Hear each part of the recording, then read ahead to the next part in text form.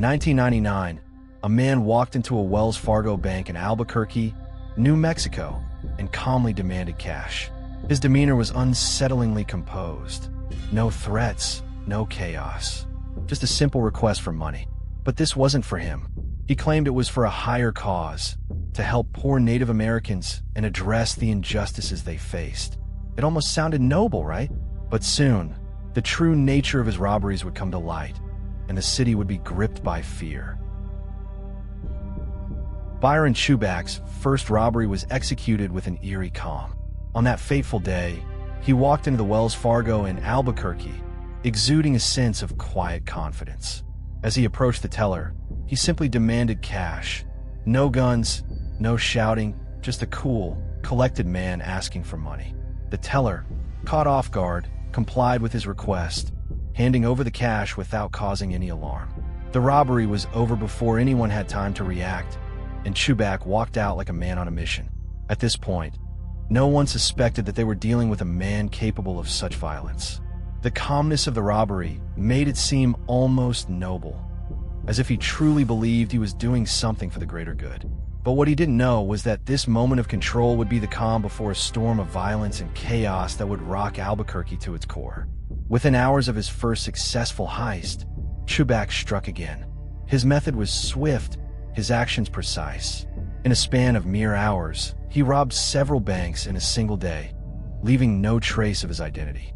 No fingerprints, no solid evidence, just a string of robberies that left everyone questioning how a man could be so elusive. Chubak's face remained a blur, just a silhouette in grainy security footage. His actions, methodical and calm, left the police frustrated. How could they catch a man who was so careful, so composed? The once calm act was now spiraling into something darker, more dangerous. He was no longer just a man robbing banks. He was a man on a mission, a criminal mastermind, and his spree was just getting started. As news of the robbery spread, the FBI became involved. Special agents Scott Campbell and John Tamberg from the Albuquerque office were assigned to the case. At first, the investigation seemed like a simple robbery case. The first robbery had been calm, almost too calm, but when they arrived at the scene, it was clear that something much larger was at play. Witnesses reported seeing a man in a baseball cap and sunglasses, but the descriptions were vague. A white male, possibly Hispanic, dark hair, average build. These features were so general that it made tracking Chubak down nearly impossible. It was like looking for a needle in a haystack, and the grainy footage from the bank's security cameras only made matters worse.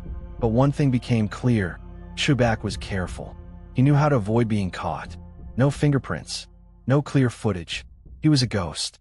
Just as the investigation seemed to hit a dead end, a neighbor came forward with a key piece of information. She had seen a man fleeing the scene just moments after the robbery, and what caught the police's attention was the cloud of red mist that followed him. This was the telltale sign that he had triggered a dye pack among the stolen money. This small clue was enough to confirm the identity of their suspect.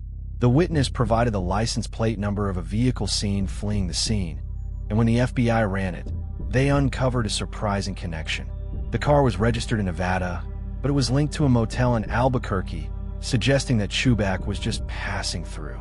Yet, as they dug deeper into the investigation, the car's owner provided an alibi, and the lead went cold once again. The investigation took a strange turn when the FBI discovered that the car was actually owned by Chubak's ex-wife, Caro. Her connection to the case opened up a whole new avenue of investigation. She claimed that she had no idea who had borrowed her car, even though it had been used in the robbery. Suspicion started to build around Caro. Her story seemed too convenient, too rehearsed, but there was no hard evidence to link her to the robberies.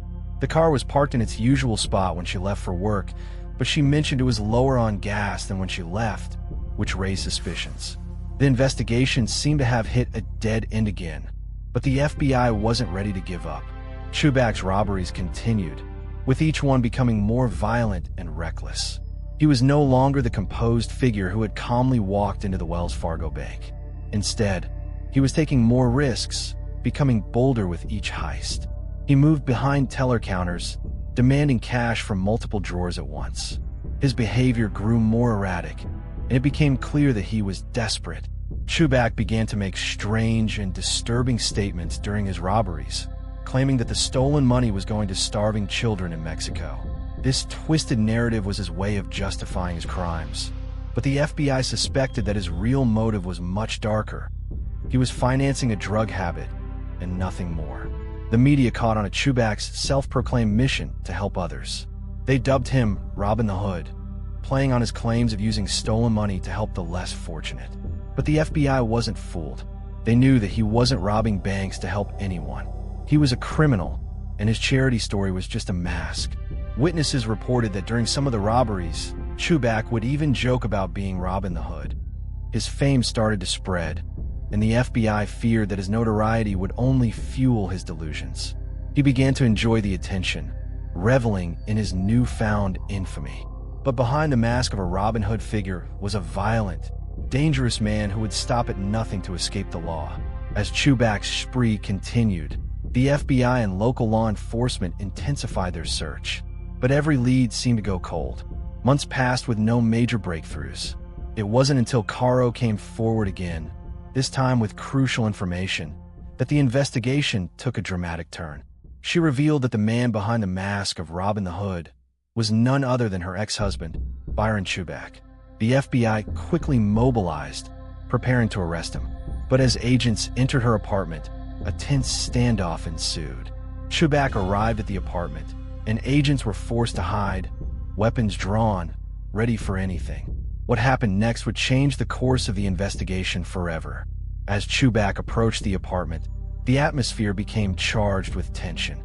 Caro saw him first, and her face froze in fear. The agents remained in hiding, knowing that a confrontation with Chubak could quickly escalate into violence. Chubak's violent history and unpredictable behavior made him a dangerous adversary. The moment of truth arrived when the agents heard his voice. They could feel the air grow thick with anxiety. Just as they braced for impact, gunshots rang out from outside the apartment. But as the chaos unfolded, Caro remained unharmed. It was a close call, but the agents stayed on alert, knowing they were only moments away from capturing their suspect. Despite the FBI's best efforts, Chubak managed to escape the scene. A massive manhunt ensued, with law enforcement scouring Albuquerque for any sign of the fugitive. Helicopters searched the skies while K-9 units combed the streets. But Chubak had disappeared without a trace. Then came a breakthrough. A local woman reported that she had been carjacked by a man who fit Chubak's description. She had been forced to drive him to the outskirts of town before being released unharmed. This tip sent the FBI's search efforts into overdrive. But despite their efforts, Chubak was nowhere to be found. The search for Chubak seemed to be at a dead end when, out of nowhere, a letter arrived at a local radio station. He demanded to be interviewed live on air and wanted to implicate law enforcement officials he believed had treated him poorly. The letter was strange, but the FBI quickly verified its authenticity through fingerprints. Chubak had made his presence known again, and this time, he was ready to negotiate. The station went on air immediately, urging him to call in, and moments later, the phone rang. It was Chubak. On the other end of the line, Chubak sounded agitated and paranoid. He complained about being watched by law enforcement and recounted a previous shootout with his pregnant wife. But when the DJ, TJ, asked if there was any way to contact him again, Chubak snapped, "Hell no," signaling his readiness for confrontation. The call ended ominously. With Chubak's location now somewhat known, the FBI and local police closed in on Ronald Baker, a known associate of Chubak's gang. Surveillance teams were set up, but they knew Chubak was dangerous and armed. The search intensified, and law enforcement was on high alert. Every move was critical. They had to act quickly before Chubak could escape again. In a dramatic turn of events, the local officer spotted Chubak's car parked nearby. A high-speed chase ensued, culminating in a crash that left Chubak injured but alive. He was finally captured, and the reign of terror he had unleashed on Albuquerque was over. Chubak was sentenced to 40 years in prison. His time as a notorious bank robber was finally over. However, his story didn't end there. In a daring escape attempt, he broke free from custody, but after another intense manhunt, he was captured once again. The justice system had finally caught up to him. Byron Chubak's criminal career came to a close, and his story became a chilling reminder of the dangers of a man who would stop at nothing to evade capture. If you found this story as chilling and unpredictable as we did, make sure to subscribe for more gripping true crime stories. Hit the notification bell so you never miss a twist, turn, or shocking reveal. And if you think justice was finally served in this case, let us know your thoughts in the comments below. Stay vigilant, and remember, the truth is often stranger and darker than fiction.